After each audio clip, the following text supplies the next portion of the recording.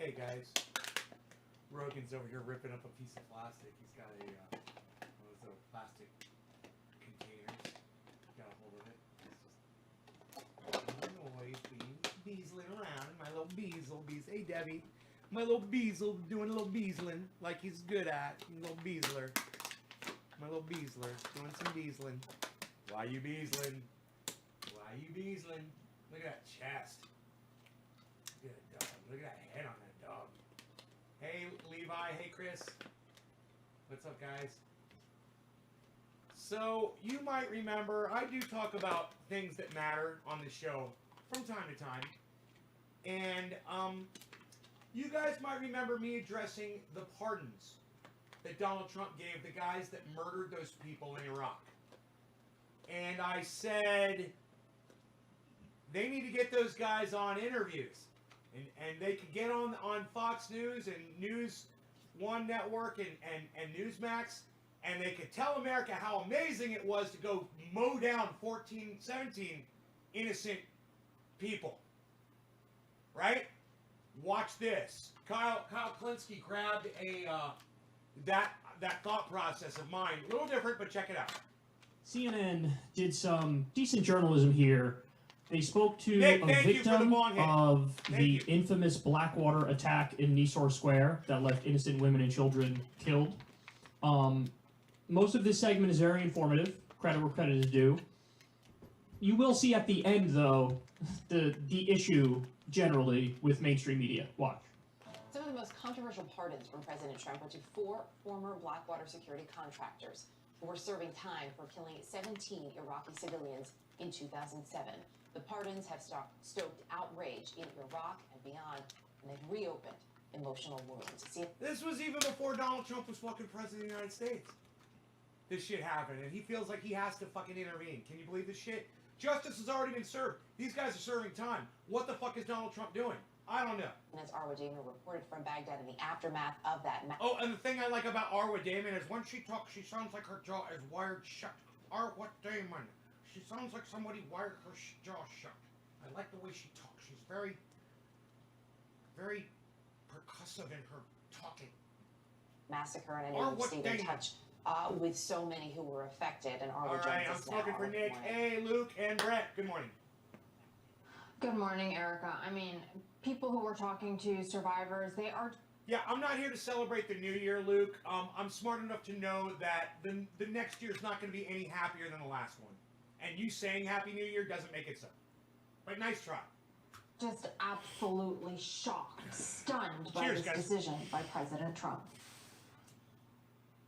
The horror-filled memories of that day in September 2007 still haunt those who survived, whose physical scars may have healed, but who grapple with the psychological trauma nearly every day. I remember seeing a woman and her son. Their car was in front. It was on fire. She was crying out until she burnt to death with her son. Hassan Jabir Salman says, there was so much gunfire. It wasn't normal. Bodies just fell in the street. I wasn't wounded yet. I moved my car to get away, and I was shot multiple times. It was a sunny day in Baghdad, one where the population could almost pretend their country wasn't being ravaged by violence. But those illusions shattered quickly in Iraq. In an instant, a busy Baghdad roundabout, Al-Nusur Square, turned into a street of blood. These are the monsters that your wonderful president just pardoned. This is the crime that these fucking cunts did. Just so you guys know, Donald Trump pardoned these fucking monsters. Ali Abdel-Razak was the youngest victim, just 9 years old. Jesus fucking Christ. Shot in the head in the back seat of his car as his father helplessly watched him die. My son was the heart of our family, his father Mohammed told us years ago. The shooting rampage was carried out by what was then Blackwater, a private security company notorious for its brutish and trigger-happy behavior. Blackwater claimed its personnel were under attack, though numerous eyewitness accounts said that was not true. From his hospital bed at the time, Salman had described how Blackwater operatives opened fire indiscriminately at civilians. No one fired at Blackwater. They were not attacked by gunmen. They were not targeted, he said. Salman traveled to the US to testify almost 7 years after the massacre. In the end, one of the Blackwater operatives was sentenced to life in prison. 3 others sentenced from 12 to 15 years. But Donald Trump thinks these guys should walk free and have the benefit of a presidential pardon to boot. Let me tell you something. This fucking cunt, Donald Trump, he will not be missed. Him and his ilk, him and his followers will melt into the goddamn woodwork like the cockroaches that they are, and I look forward to not hearing another fucking peep out of these fucking pieces of shit. Salman, a lawyer himself, felt as if there was a semblance of justice. It renewed his faith in American ideals. Not anymore. President Trump, the first recent US president to pardon convicted killers, let the murderers, the men who destroyed his life, walk free. I say to him, your decision, his life, walk. You know, we need to see these fucking douchebags' faces. You know, familiarize yourselves. Familiarize yourselves with those 4 fucking faces right there, all right? Everyone should know those faces. Familiarize yourselves. You know, if you run into one of them, so you know. So you know. Thank you for your fucking service. Yeah, take a good hard look at these guys. And look at their names. Nicholas Slatton, Paul Slough, Evan Liberty, really, and Dustin Hurd.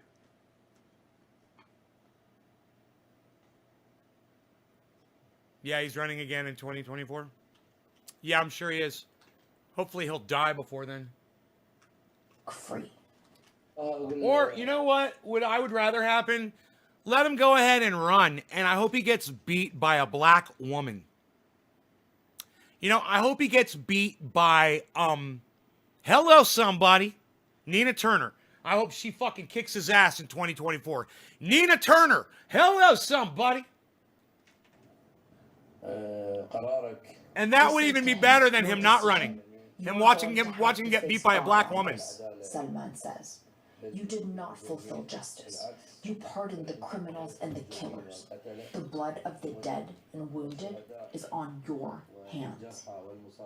A taxi. And They shot up a Salman fucking taxi also cab. warned about the dangerous precedent that this is setting, that if a country like America is willing to let killers murder. Hey, is anybody else going to drop a digit so I can smoke my cannabis? Any woman? Oh, no. Let it be Nina Turner, a black woman. Let it be Nina Turner, the black woman. All right? Not just any woman. A black woman. Yeah. You got a problem with that? You got a problem with that, Chris? Let me know. Let me know if you got a problem with a black woman being our president. Murderers walk free.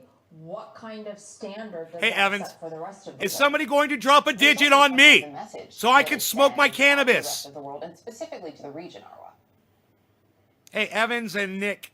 Thank you, that's why, Evans. I mean, Close. America quite Should have been a often, when it 3. does end up Okay, there we go. interfering or Cheers. getting involved in Thank the you, buddy. region, comes at it from this perspective of being a democratic nation with high ideals and morals. And so for that kind of messaging to all of a sudden be turned into, actually, America, justice, not so much, not necessarily. It can all be turned on its head. It really sends a couple of messages. The first being that, you know what, maybe America isn't exactly on the moral high ground that it claims to be. Oh, And you the think? other is, life is cheap. Iraqi life is cheap. Arab life is cheap. And this is something that a lot of Iraqis have actually felt very deeply and very profoundly. Only Fucking to Nina have it Turner validated knock his ass themselves. out. Boom! You know, that last part Bit! was the part that I couldn't get over. That was very informative. I'm happy that they spoke to these victims. But at the end, the commentary, it just shows you how, I think, generally naive a lot of these people are Yep. who work in these mainstream media. Yup. outlets. And that's one of the reasons why they're hired, because they're not going to rock the boat. Did you fucking hear me? Right? I caught on to that too as soon as she started talking. hilarious, right? That's why you guys watch this show. Because you get this kind of intellect with fucking bong rips. You know, he's not going to sit there and use cannabis and tell you this stuff.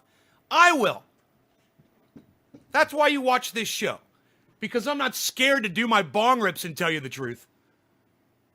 Wolf Blitzer generally doesn't ask interesting Who else does questions, that? with a few notable exceptions, but you know, he's usually willing to reflect the worldview of the establishment, and that's what lands you in these positions. So nice I haircut, like how they Forrest. talk about how Run, Forrest, run! America, we're supposed to be a democratic nation with high ideals and morals, and to see Trump pardon these people, oh, it's a shock to the system. They say for that kind of messaging to now be turned into America justice? No, not really. Maybe America isn't on the moral high ground it claims to be. More digits, please. You don't say. And she says, life is cheap, Iraqi and Arab life is cheap. That's the message that this sends. That's right. But, yeah, the point is, this happened in 2007, by the way. That's when this happened. And it happened under George W. Bush. And it's not like the Iraq War before the Nisour Square massacre from Blackwater mercenaries. It's not like the Iraq War before that was just Nobody. That's and goddamn moral right. and righteous and high-minded and virtuous. In fact, quite the opposite. We had already learned that it was an illegal war and an offensive war against a country that didn't attack us based on law. Oh, well, when I said a black woman, Nina Turner, who's actually probably going to be running for president, that's when you said, or just a woman. So, yeah, you did give a fuck, Chris. You actually made the comment. All right? Don't act like it didn't fucking bother you. It did. Or you wouldn't have made the fucking comment. Yeah, everybody saw it. Lies. Based on lies. Saddam Hussein did not work with Osama bin Laden.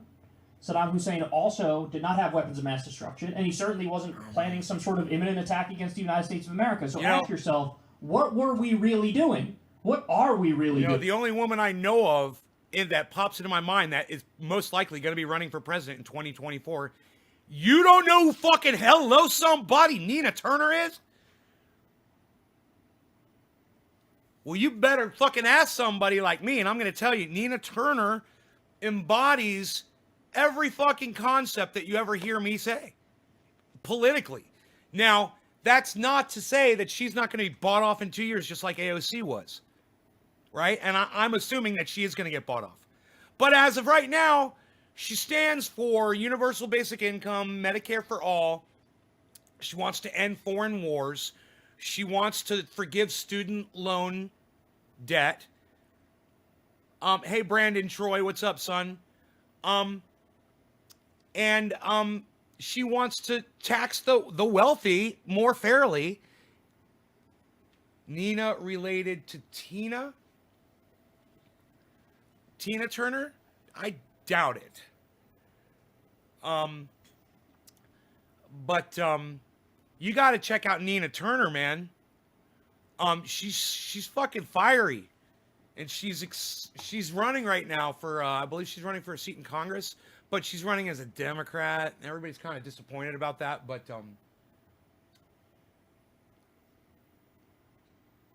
hey, motherfucker, Chris Meadows, listen to me, okay? I didn't put words in your mouth. I fucking read what you said in response to what I said, okay? You fucking cunt. All right? Don't say I fucking put words in your mouth, motherfucker. Okay? I made the comment, Nina Turner, wouldn't it be great if it was a black woman who fucking beat Donald Trump? And then you fucking said, just any woman. All right? You made the fucking comment, dumbass. I didn't fucking do it. You did it. Don't say I'm putting fucking words in your mouth, you dumb fucking cunt bitch. Don't sass me on my show, Chris. You know better, motherfucker. Tell him, Evans. You know better, motherfucker. You know, you're the one that opened up your fat fucking flap. Blah, blah, blah. When I said, wouldn't it be great if it was a black woman that beat Donald Trump? You're the one that opened up your fat fucking mouth, cunt. All right? Don't even fucking try to go there with me. I'm not fucking putting words in your mouth. Yeah, and go fuck yourself, you fucking little cunt bitch. Fuck you, Chris. Fuck you. I didn't put any words in your mouth. You fucking typed them for everyone to see. You know, I said a black woman, you said, or any woman. What? You got a problem with a black woman? Why would you make the comment? Oh, you're putting words in my mouth. No, I'm not putting words in your mouth. I'm responding what you said, jack fuck.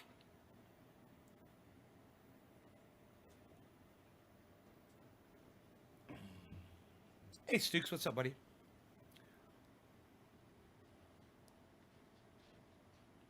Anyway, Chris, I'm kind of curious to see what Kyle has to say. And hear the rest of it. And there are no good answers to that. There are no answers that make you think Lisa. they're in the right. I'll say that. There's no answers where you walk away going, oh, that makes sense. I wish Nina... You could say oil in the case of Iraq. You could say trillions of dollars of mineral... Bro, you made a racist comment, you fucking dumbass. That's why I'm calling you out like you're fucking racist. You made a racist comment. You know, you could have fucking supported it when I said it'd be great if a black woman... I know, I love you too, brother. But regardless, you made it perfectly clear that you were not in support of a black woman, but you said, or any woman. You know, why not just say, yeah, nay, a black woman, because Donald Trump's a racist, and he's racist against black people, and it's just ironic and funny. Why not just jump on that and support it? You know? Instead of making the comment, or any woman. No, not just any woman, a black woman. A black woman.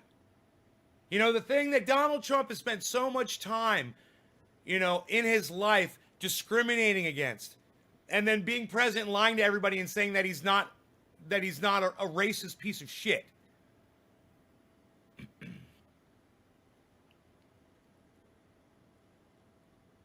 It was a racist comment. I was referring to any fucking woman would hurt his ego. Yeah, I know what you mean. I'm busting your balls. I know what you mean. But you still, man. Check out Nina Turner. Hello, somebody. Wealth in the case of Afghanistan. You could say geopolitical power.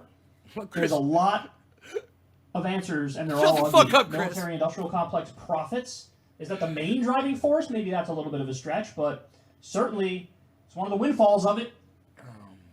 So, point is, this is a great piece of journalism, but it is naive to act like, well, this is the thing that really unmasks us. No. We've been unmasked for quite a while. If you really objectively take a look at what we did in Vietnam, that should have been an unmasking to you. And Vietnam way predates the War on Terror. Hey, I'm not judging Donald Trump's racism based on his father being arrested at a Klan rally at all.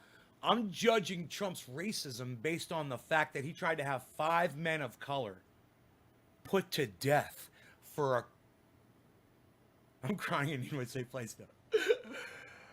Don't cry, Chris. Donald Trump tried to have 5 men of color put to death for a crime they didn't commit. And he spent his money to take an ad out in a newspaper to have these guys executed, these innocent guys. Not only that, Donald Trump and his father worked together, I believe it was his father as well, to mark the applications of African-American families that were applying for their residences that the Trumps owned, right? Whether they were condominiums or whatever the fuck, or in a hotel. And not consider them. You know, might not be racist to you, but to me and a lot of other people, that's racist as fuck. Why celebrate someone's loss? That's a great... Dab Midas, that is such a great question. Listen, I'm going to answer your question. You're going to understand it. Because nobody here is celebrating the fact that Joe Biden won the presidency. Okay? He's a cocksucker. Okay? Kamala Harris is a fucking dumb cunt, cop, pig, bitch. Okay? Nobody is celebrating the win. But we are celebrating that the last fucking racist piece of shit, cunt motherfucker, okay, mobster, fucking douchebag is fired. Do you get it now, Dab Midas? Did I win you over? Does it make sense? We don't like Joe Biden. Nobody here likes Joe Biden. And if you come in here and you say you like Joe Biden, I'm going to tell you go fuck yourself. I'm going to block you from my fucking live stream. You're a fucking douchebag. You know, that's the exact same way I think about people who like Donald Trump. You guys are fucking douchebags. But welcome to my show.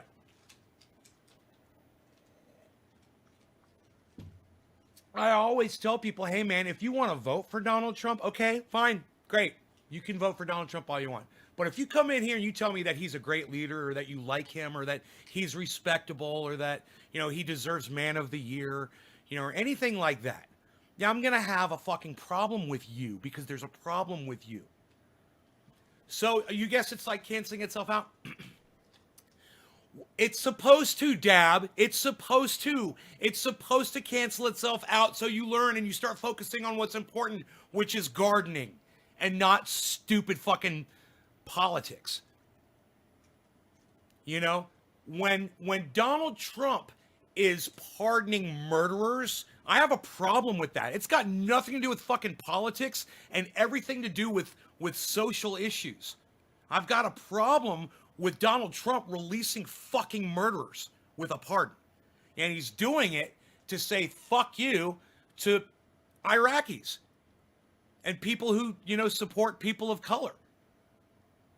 And it's a sideways way of putting his middle finger in the face of America and the world as he gets fired. Does that make sense? We are not celebrating Biden in this fucking live stream. Ever.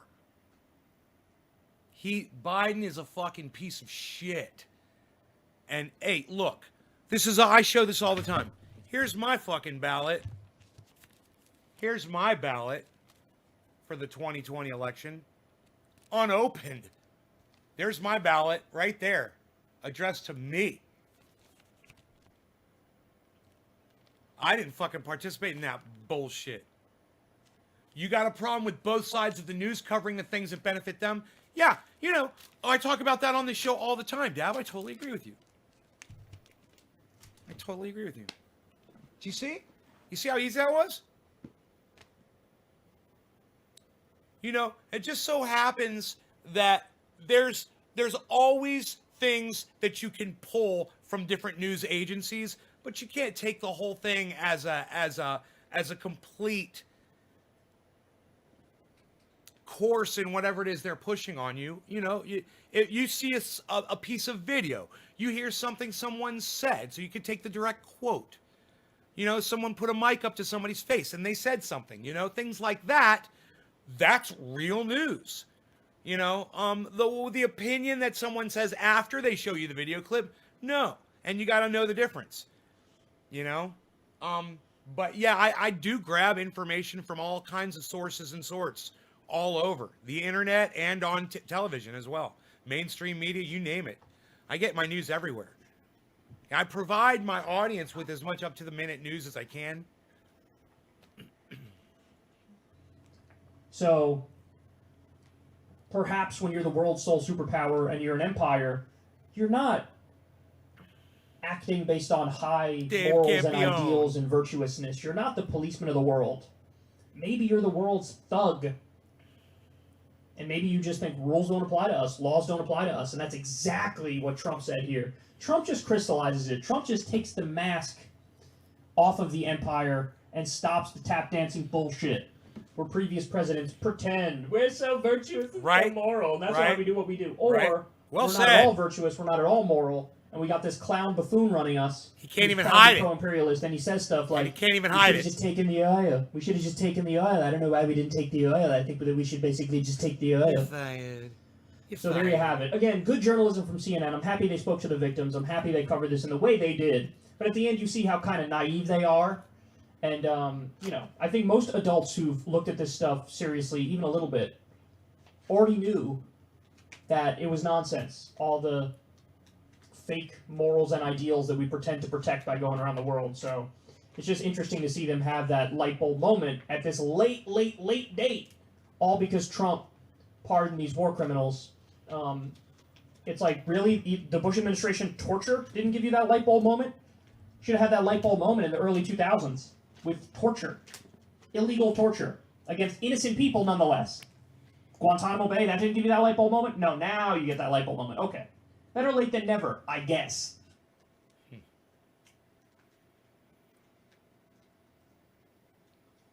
This channel right here, guys, Answers with Joe, it's phenomenal. Very entertaining and very informative. Highly recommend it. This guy right here, Matt Dillahunty from the Atheist Experience. Follow him. Watch his channel, The Hang Up. Watch his other channel, The Atheist Experience. Watch his other channel. He's got another one, too. He's got a gaming channel on Twitch. And, of course, Jimmy Dore. I was getting into an interesting back and forth with somebody who I kind of have a crush on, admittedly, on Twitter. And I saw her on, I think it was Katie Halper's show a while back, and I was like, oh my God, this girl, she's so cute. And she was so smart. She was making so much sense. So I started following her on Twitter. And she's a producer, I believe, for podcasts. And she's also a producer or a friend of Sam Cedar's show, who I fucking hate. Sam, you guys know how I feel about Sam Cedar. But she used to work for Sam Cedar. I think she doesn't work there anymore, I believe. But she still defends his show. And, you know, if she's heard 1/100th of the things that I've said about Sam and Michael Brooks and Jamie, she wouldn't even give me a moment of her attention. But I obviously she hasn't heard the things that I've said. You know, the fact that they call each other comrade. We had a whole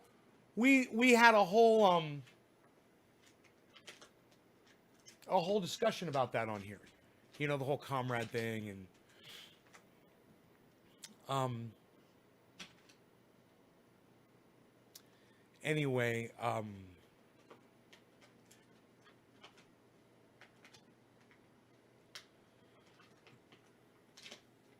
if you guys don't go through my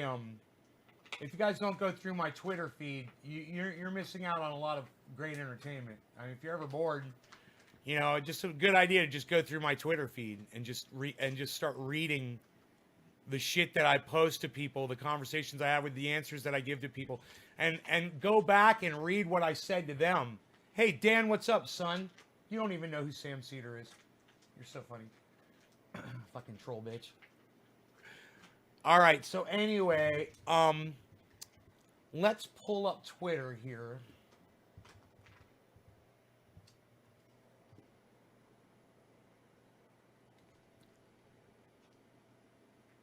And this is her.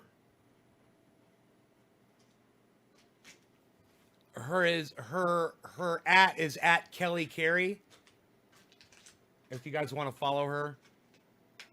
Oh, she fucking follows me. Dude, she's following me on Twitter. Holy shit, dude. What the fuck? I figured she'd have me blocked by now. But, she put up this. She retweeted this, so I saw it. It said, it was from Sam Cedar, and it said, our strategy of hitting 1 million subs during vacation worked like a charm. So Sam Cedar's YouTube channel hit 1 million subscribers. Now, I remember on YouTube when I had more subscribers than Sam Cedar's channel did. I remember when he got on YouTube and he was new. He came over and checked out my channel. He subscribed to my channel.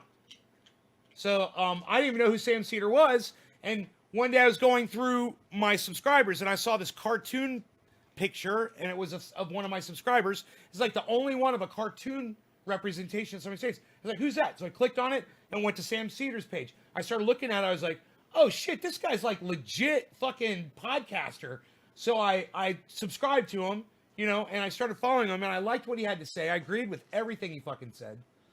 And I really appreciated him. And then as his channel grew and he added, you know, he had these two guys on there that I fucking hated the two guys. You know, and sometimes it would be just the two guys and I fucking wouldn't watch them. But if it was just Sam speaking, I really appreciated what he had to say. And as the channel grew, you know, my buddy Gary told me about Jimmy Dore, and I discovered I was watching both Jimmy Dore and Sam Seder, and I would tell my audience, hey, check out both Sam Seder and Jimmy Dore. I would say it all the time. And then they had a falling out. I saw and heard things that Jimmy Dore and Michael Brooks were saying, that Sam Seder and Michael Brooks were saying about Jimmy Dore. And I said, you know, as far as the fact that these guys are podcasters and they're both progressive, you know, I know they share a lot of the same, you know, they shouldn't be attacking each other, but it was really Sam Seder and Michael Brooks that were really saying really nasty things about Jimmy Dore. And I saw Jimmy Dore say, people were like, did you hear what Sam Seder said? And he's like, yeah, I don't fucking care what Sam Seder says about me. You know, he's gonna say what he's gonna say and blah blah blah. And he was the bigger man always. Jimmy Dore was always the bigger man. And they were literally doing fucking skits trying to put down Jimmy Dore. You know, they were doing segments trying to put down Jimmy Dore. And I realized, being somebody who used to do good on YouTube and watch the numbers, and then watching Sam Seder surpass me, watching Jimmy Dore's channel explode, you know, I have jealousy issues around viewer counts, guys. You know, I always have. It sucks. You know, being me fucking sucks on the internet. I'm really aware of this. So I understand when that one podcaster might be showing a little jealousy around another one. And Sam Seder used to say, I can't believe he's got so many followers. And I'm like, he's got so many followers because he's funny, right? He keeps it real, and he talks about, you know, the things that people want to hear about, that are interested in politics. It's like, you know, duh. And he would sit there and act so shocked that he was getting all of these views, and he would put down his viewers, and I'm a viewer. And he would, oh, the people that watch Jimmy Dore are crazy. They come over here, blah, blah, blah, blah, blah, and they're all psychotic and blah. And I'm like, just too much shit talking. So I stopped watching Sam Seder. And I told you guys that I stopped watching. And, you know, there was other shit on there. He had this girl named Jamie that she was encroaching more and more onto the show. And I fucking hate her. I can't stand her. She fucking gets on my nerves. It's like, to me, I'm sitting there paying attention to what's being, that's what I do. I sit there and I pay attention to what they're talking about. And every time she would chime in, it'd be like, why is she saying shit that either has nothing to do with what they're saying, or is repeating what they said, or it just seems like she just likes the sound of her own voice and she's trying to impress people with some facts that she knows around what they're talking about that nobody even gives a fuck. She's not making any fucking points. And how many times I saw Sam Seder just fucking ignore her when she would say something dumb. And he would just be like, continue talking. He would just continue. He wouldn't even say, okay, Jamie, or anything like that. He would just continue, like, okay, thanks for interrupting me. Let me keep saying what I was actually trying to say before you broke in. And I was like, dude, why don't you fire this stupid little fucking bitch? And, no, you know, instead he made her focal point, part of the show. And I was like, oh, that's on you. That's on you. Enjoy. And, Michael Brooks and I was a whole other thing. It's a whole other thing you guys can look into if you want. There's plenty of shit on my channel about me and Michael Brooks. Anyhow, so now you guys know the story about basically about Sam Seder. There's more to it, but basically about Sam Seder and me. And because we both, you know, I was probably on YouTube a little bit earlier than he was, but he came on the scene and, you know, he made a big splash, and he's you know, out there on, you know, CNBC or, you know, CNN appearances or whatever. He's a pundit, you know, and he's, I guess they do a radio show. I don't know. But he's fucking big time. And I knew that when he first followed my channel and I went over to go check his shit out, I was like, whoa, that guy's like fucking big time. I was impressed that he was following me. But I knew I had more followers, and I thought he'd come over to see why I had so many followers and what I was doing, because I was doing cannabis, all the time. So this girl, who, like I said, I got a kind of little crush on because I saw her on Katie Halper and I was like, oh man, she's cute and she's smart. So I followed her on Twitter. She put up this thing about Sam Seder hitting 1 million views. So I just responded with one word to this. And you know what my response was? It was, here, let me see if I can find it.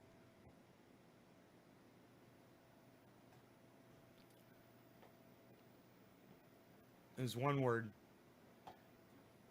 And it should be right here. But I don't see it. Isn't this weird? I don't see my response. Usually your response shows up at the very top.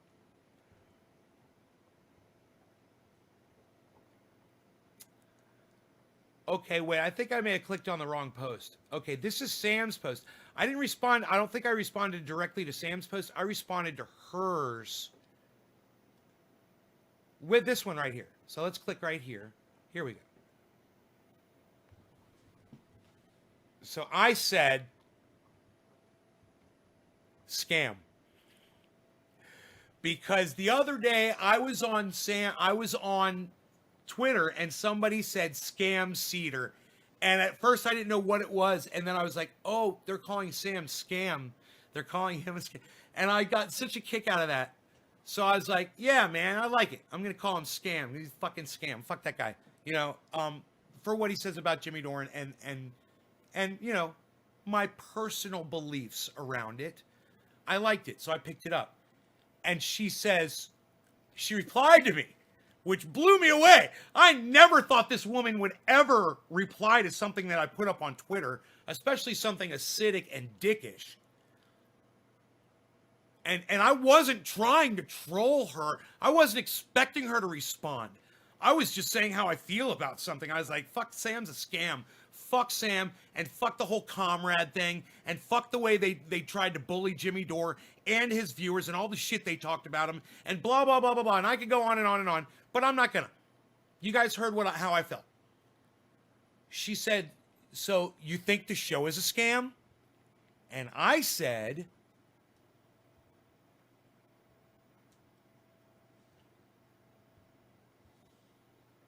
somewhere, you think the show is a scam? I said, it became a scam when Sam and Michael decided to turn against fellow progressive podcasters like Jimmy Dore. They had something good, but threw it away over jealousy. And goddamn right it was jealousy, because Jimmy Dore was getting a shit ton of followers, right? And they would mention it all the time. They would say, why does he have so many people watching his show? I don't understand why so many people go over and flock over to Jimmy Dore. They're fucking jealous, and and I used to hear them say it all the time. That's why I know this. I used to follow the show, right? So then she responds to me, and Kelly says, I believe her name's Kelly, says, it wasn't about jealousy. Sam and Jimmy agreed to go on each other's shows and debate. They didn't have a contentious relationship at this time. As the booking agreement suggests, Jimmy came on Majority Report and debated Sam about the 2016 election. Sam argued that the best course of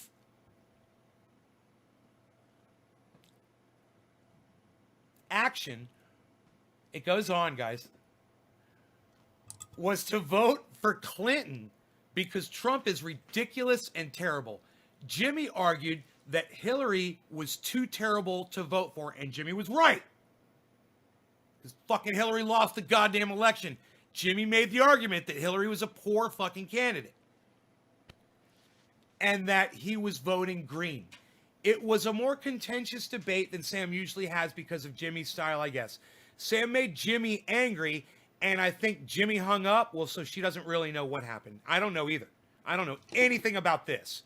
And my feelings around Sam Seder and Jimmy Dore have absolutely nothing to do with what she's talking about right here. And you're going to see this. It was a more contentious debate than Sam usually has because of Jimmy's style, I guess. Sam made Jimmy angry, and I think Jimmy hung up. I can't remember. Sam was irritated and making jokes. Jimmy was very mad. This provided some material to talk about over the next days, but really, that's the gig. Jimmy and Sam disagreed. They both have shows, and they can talk to their audience about why they believe their point of view is correct. It wasn't like all for show or something. It was real. But it didn't have to sever their professional relationship. Jimmy backed out of having Sam on his show. Now, I honestly can't say that I know why he did that. He might have been dealing with some stuff. Let me tell you about Jimmy Dore. If you watched the Medicare for All last night, Force the Vote, you would have heard Jimmy's story. I've heard it plenty of times on his show now. And between what him and Steph said, they've had all kinds of things that they've been going through medically with Jimmy. So, you can't judge Jimmy for if he's got a bad day and he comes out, if he's being a total dick, I guarantee you, he's got some kind of an excuse for it.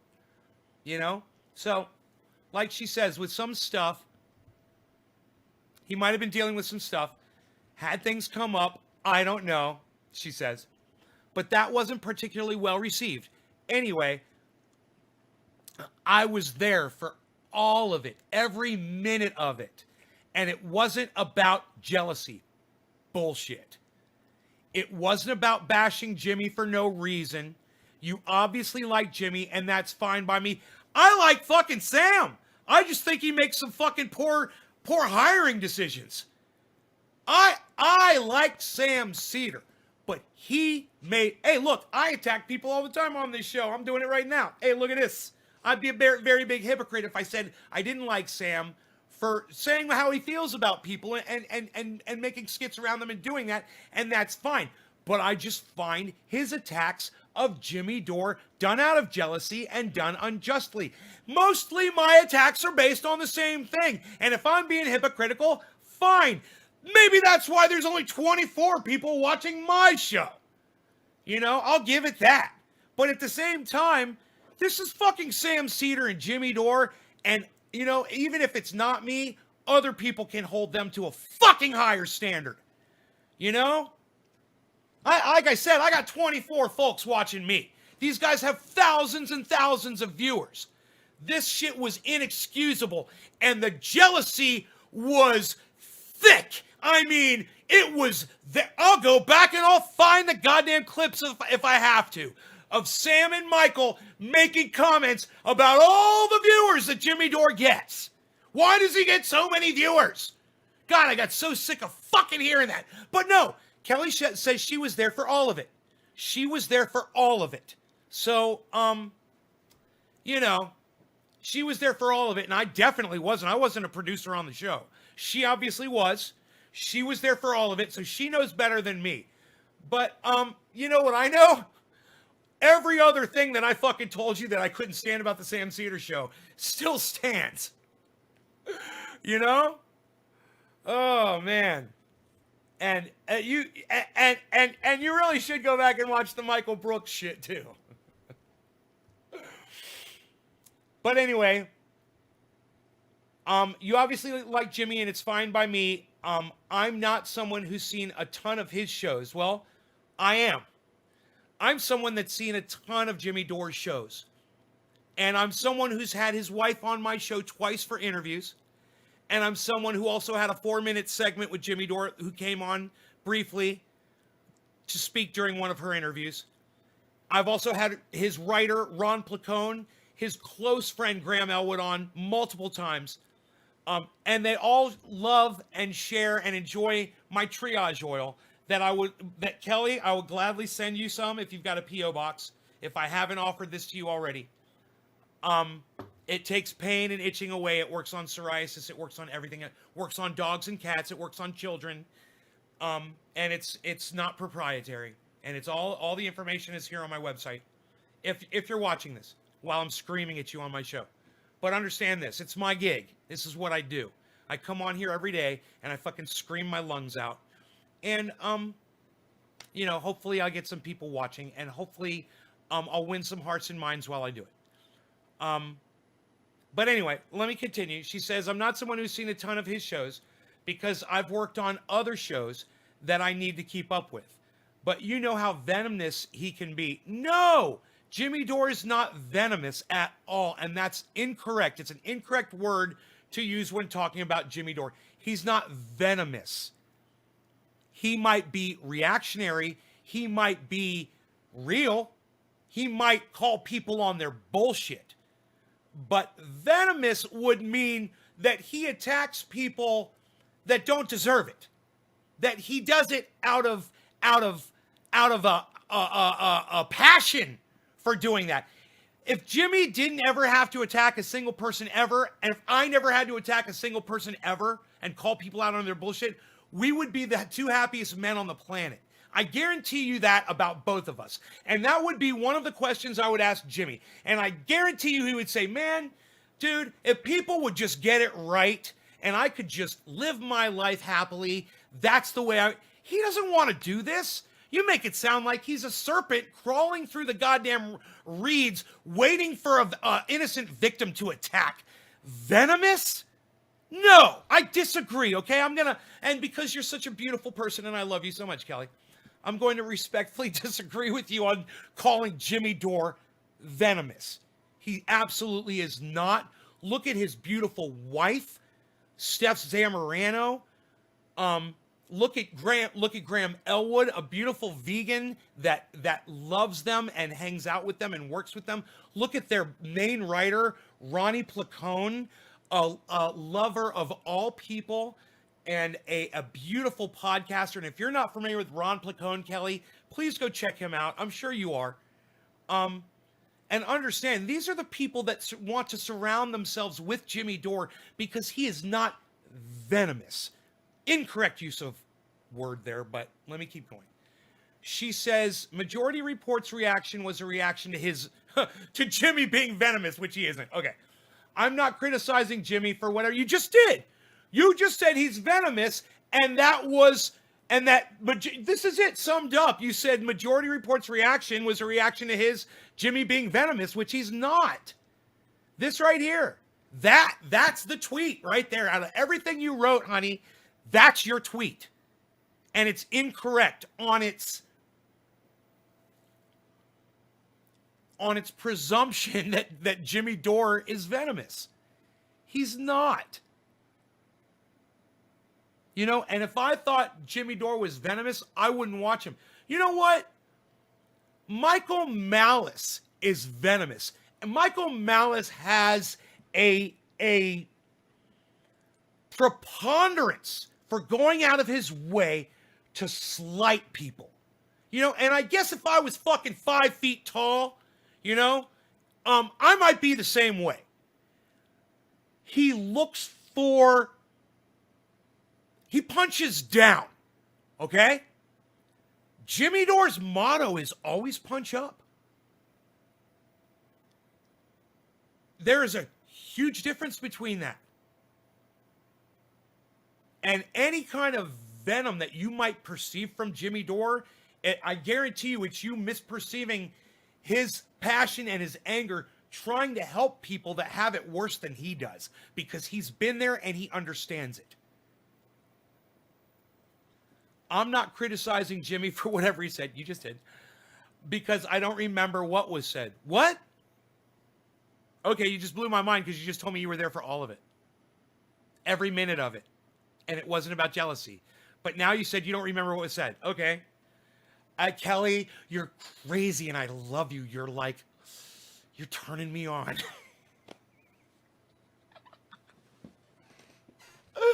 I love this woman so much.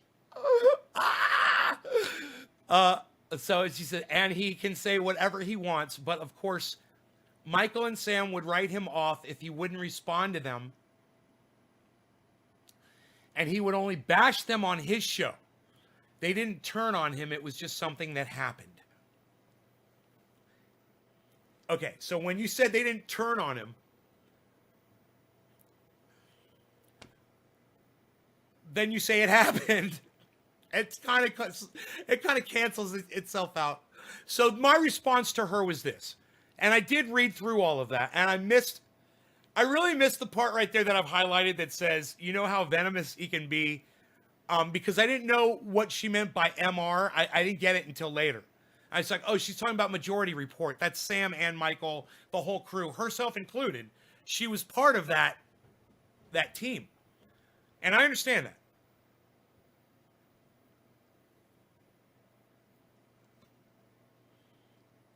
But when there's somebody that is out there that is doing such wonderful stuff as Jimmy Dore, and he is, look at this. I mean, Force the Vote is just, I've been watching him for years because he is doing wonderful things for people all the time. He's always bringing points, but way before Force the Vote ever became a thing. And now this, on top of all of it, icing on the cake.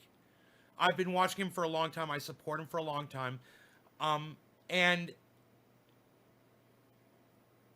I'm sad that Kelly doesn't watch more of Jimmy Dore and come over and hear some of the guests that he has on his show,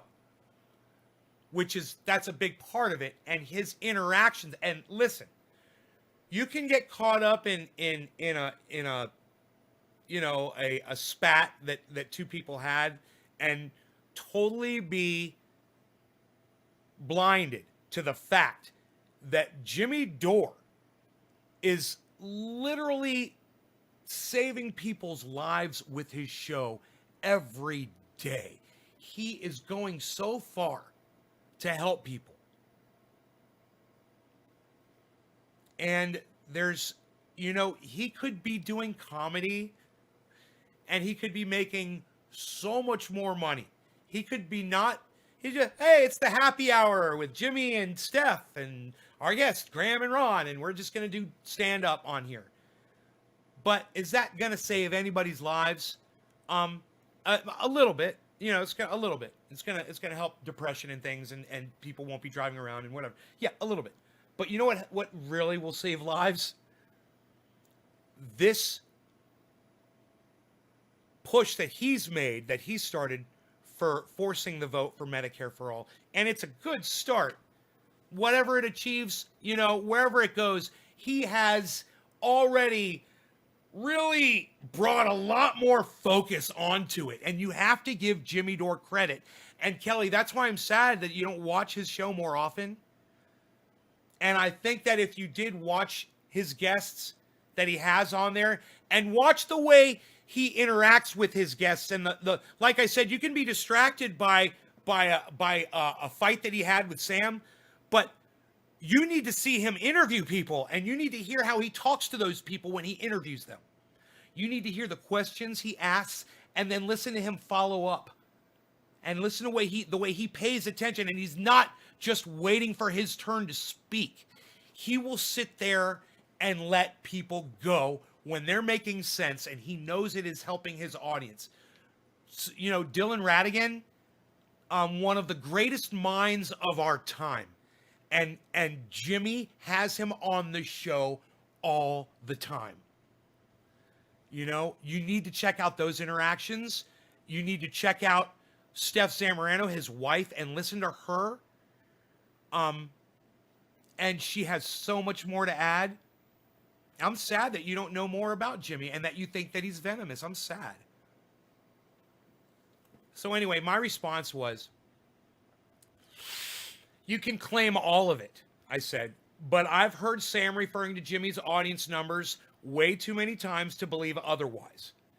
There's that he's not, being attacking Jimmy out of jealousy. There's plenty of video of both Sam Cedar and Michael Brooks bashing Jimmy Dore. No, thank you, I said. Jimmy Dore is doing huge things. Get used to him being an actual leader. Jimmy Dore is a leader, And people, and I would love it if more of you guys would find these tweets and like them and retweet them and stuff. That'd be great. You know, under my tweets and replies, if you guys would consider doing that. Please. Please, please. So that is an interaction that I had with somebody who I actually have a lot of respect for her. And like I said, you know, I don't like what Sam Seder did. I don't like the people that he's hired and the people that he supported. I don't like the people he's given microphones to, necessarily. But you know what? Sam Seder's always had a good overall message, and he's worked his ass off to do what he does. I have respect for him on many levels. But I think he really fucked up with Jimmy Dore. And if anything, if Sam Seder wanted to win me back as an audience member, I mean, I'm not going to go back. Number one, I can't stand the fucking comrade thing. You know, call me a Gen Xer, okay? Go ahead and call me a Gen Xer, whatever the fuck you want. I've got a problem with Americans calling each other comrade. And you want to call me a racist? Go right ahead. I don't like it, and I'm not going to play a part to it. I don't like it. All right? So anybody want to fucking take me up on the whole comrade thing, that's another reason I don't watch Sam Seder.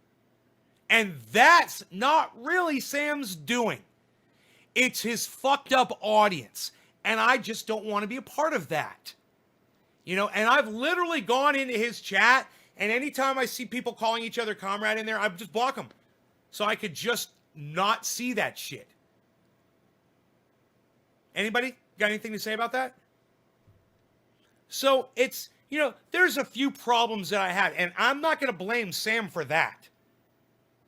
But if Sam wanted to even try to win me back as an audience member, he would have to apologize for all of the things he said about Jimmy Dore and his audience. Talking shit about Jimmy Dore's audience, because that includes me. And I love Jimmy Dore.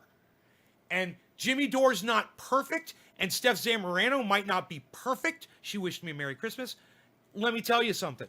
It doesn't fucking matter. I love them like family.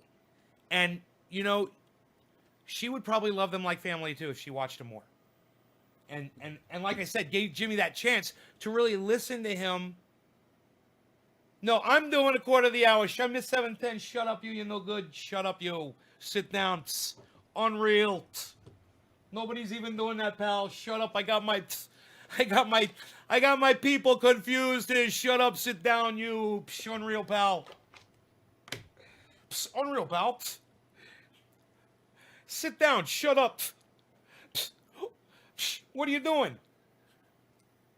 I can't even think of what else he says. You're very good, you. Psst. Sit down. You're very good. Psst. Unreal. Sit down. No. Stand up, you. Sit down. No, I like it when one of the characters tries to impersonate one of my other characters. That's one of my favorite gigs. Right there. Like when Sophisticated Nate tries to do, you know, De Niro. or Sophisticated Nate tries to do Ed Bassmaster. That's one of my favorites. That's one of my ultimate favorites. Oh, yes. Oh, please. Psst. Unreal, pal. Psst. Please. Oh, psst. Unreal. Psst.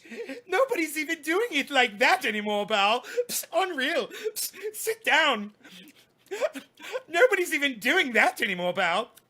Unreal, pal. Psst. Ice, what's up, son? Psst. Ice! Ice, I just packed a ball! Oh, I'm gonna smoke! I'm gonna smoke a little can. Look at all this chat. I can't keep up with all this. Look at this. Nick Brown, I probably smoked for you. Evan, I smoked for you. I was very good, you. Okay, who's else dropping digits for me here? Let's see who's dropping the digits. We're gonna look and see who's dropping the digits. Come on, motherfucker. Bab Blue draws. Nope. Babat's gotta just be a number. Sorry, you're not special. Doc did it correctly. Yes. I'm telling you guys, if you want me to see those digits, it's got to be just the digit. That's it. It doesn't count unless it's just the digit. Thank you, Doc. Thank you, Doc. Cheers. Oh, cheers, Ice.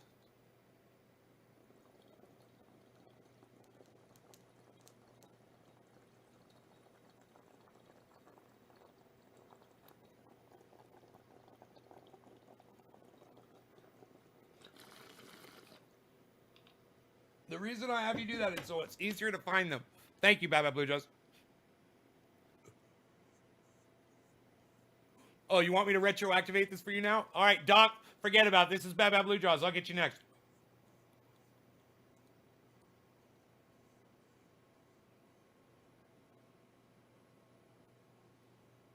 I think there's enough smoke in there for that.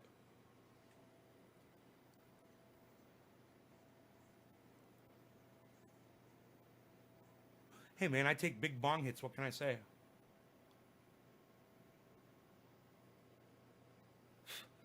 Nobody takes big bong hits anymore, pal. What are you even doing? Psst, unreal. Psst, unreal, pal. Nobody's even trying to do it like that anymore. Psst. Anyway.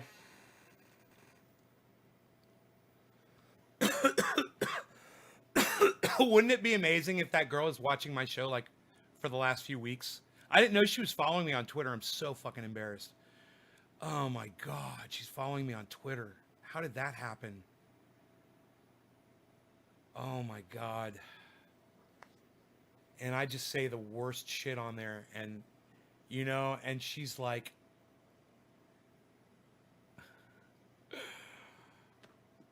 oh, she's so awesome. And all of a sudden she was talking to me on there, and I was like, no, I totally disagree with you, man. I fucking hate Sam Seder, what he's fucking done to Jimmy Dore. I fucking hate it. And I knew when she was on Katie Halper, she mentioned that she used to work for Sam Seder. You know, she was a producer over there. So I knew it. I knew what I was getting myself into. I knew it when I said scam. I was like, she's not going to see it because she's big time and I'm just little, but that's how I feel. But, oh man, when I started reading it, it responded, and I was like, you and I totally disagree about this. We're going to totally disagree about this. And I'm bringing the fucking receipts, man, like I always do. And you know what? I thought about it too. I was like, it would be so easy for me to go on YouTube and pull up all the shit talking that Sam Seder and Michael Brooks did about Jimmy Dore. It'd be so easy for me to do. And I was like, no, I'm not going to do that. I don't need to do that. And besides, like she says, she was there for all of it, she claims, and she didn't see any jealousy. I saw it, I heard it, being a podcast. Maybe the fact that she's not an actual podcaster, maybe she doesn't watch the numbers like me and Sam do. You know, and Jimmy watches his numbers, I watch my numbers, we watch our fucking viewer numbers. We always know how many people are watching, we always know how many people are subscribed to our channels. You know, I guarantee you fucking Sam knew when that 1 million mark was coming up. You know, and he couldn't wait to fucking hit it. So when Sam would say something about it, my hair would stand up on the back of my neck. Because I would be like, how dare you? You know, with your, 250,000 subscribers at the time or whatever, while I had my fucking 25,000 subscribers, and Jimmy Dore, had his, whatever at 100,000, 150,000, or if it was more, I think it was more than Sam at the time. I can't remember. I know that Sam has got more now than Jimmy, but maybe it was just the fact that Jimmy was getting them so quickly. He was building his channel so quickly that Sam didn't like it so much. And he thought that those people should be coming to see him instead of Jimmy. I wish I could talk like Sam more. I guess he kind of has like a little bit of a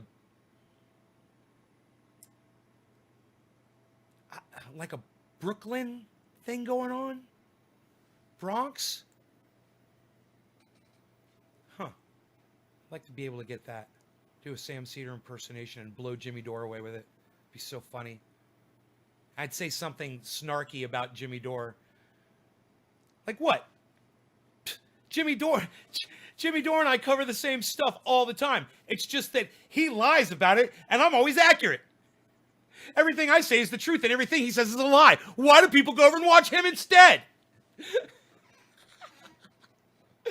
People wish you a Merry Christmas because they like you, so lashing out at them for it is like flipping someone off for giving you a thank you note, Billy. Because they like you? Oh, no. Let me tell you something.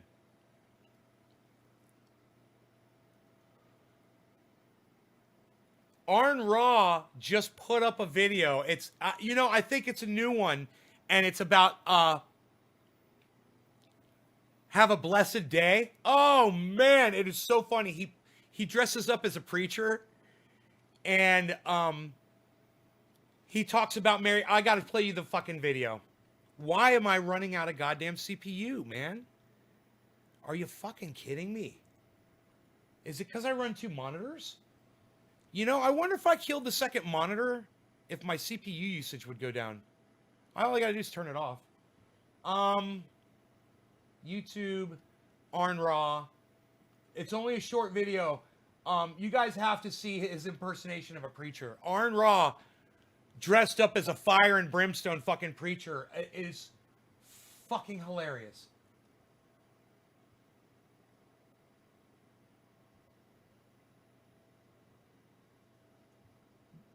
Here it is. I love it. I love that it's in my history, my view history.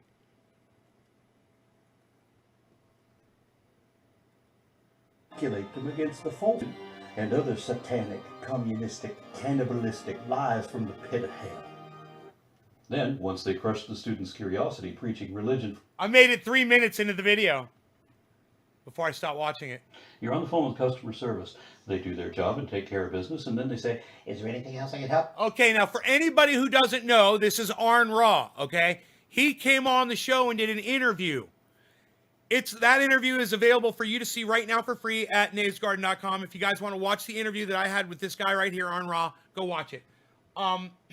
I think you guys are gonna like and appreciate this short little piece of this video that I'm gonna show you. Listen to what he says about Merry Christmas. You're on the phone with customer service. They do their job and take care of business, and then they say, "Is there anything else I can help you with?" No, thank you. And then the very last thing they say, just as they're hanging up the phone, is, "Have a blessed day." You can't say anything to that because they're already gone. You're like, ah! Dude, I've been there before. Oh, you want to try my pain oil to heal your pain, Dage Lee? You want to test it? What kind of pain do you have, buddy? This video was put up. This video was just put up on the 29th. Listen, the next person that I'm smoking for is supposed to be Doc Holland. Cheers, bro. This one's for you because you got bumped by Bad Bad Blue Draws. Cheers. We'll call it 420.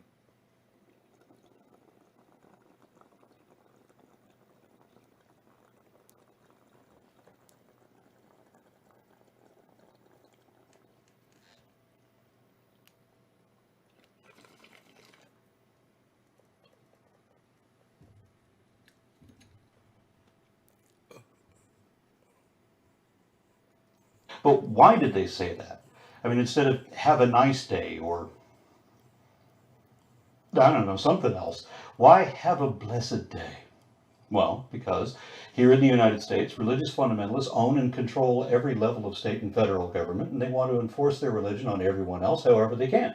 That's why Christians get upset when atheist teachers or Jewish shopkeepers wish their Muslim students or Hindu customers happy holidays. Oh, no. You say Merry Christmas, damn it. You force the unbelievers to submit, not just to acknowledge our Christian dominion of this land, but to honor and to bow to our majority. This is a Christian nation, founded by Puritans and based on a covenant between God and Moses, with a manifest destiny of divinely guided exceptionalism. Now, I love this. I love it. That's Arn Ra. It's fucking hilarious. That's exactly what I wanted to show Billy when he said that. It's perfect because I know Billy doesn't like Arn Ra. That and what he's about to say about Moses really fast. All of that is bullshit, of course. The United States was the first secular government ever founded, and it was designed to be the very opposite of the type of government that is associated with Moses. If Moses existed, he didn't.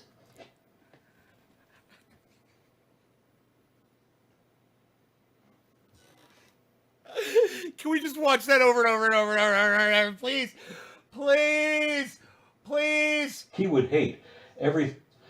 If Moses existed, he didn't. If Moses existed, he didn't. Moses. If Moses existed, he didn't. Moses. If Moses existed, he didn't. If Moses existed, he didn't. If Moses existed, he didn't. If Moses existed, he didn't. If Moses existed, he didn't. That is my favorite piece of internet video ever in the whole world. Right there, man. That is my favorite piece of internet video ever created on the internet. For the internet. Now you know why I had him on my show. Dude, that is...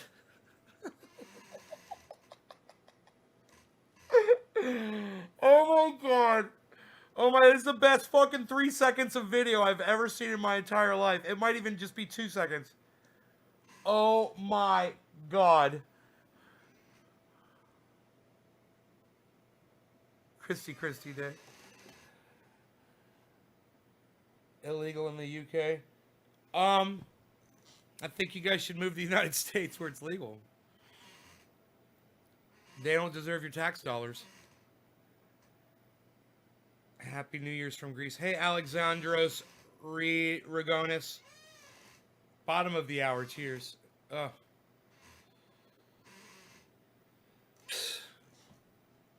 Anyway, that was the best piece of video ever, and that's what I wanted you guys to see.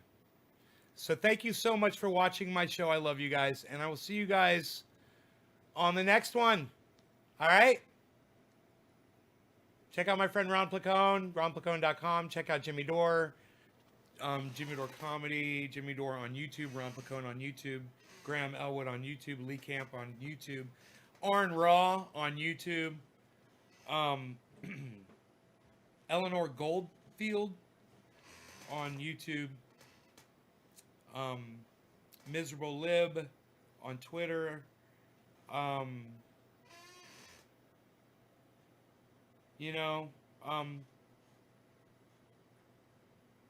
later, Iceman. Take care, brother. Check them all out. All right? Ron Placone on YouTube. Check them out.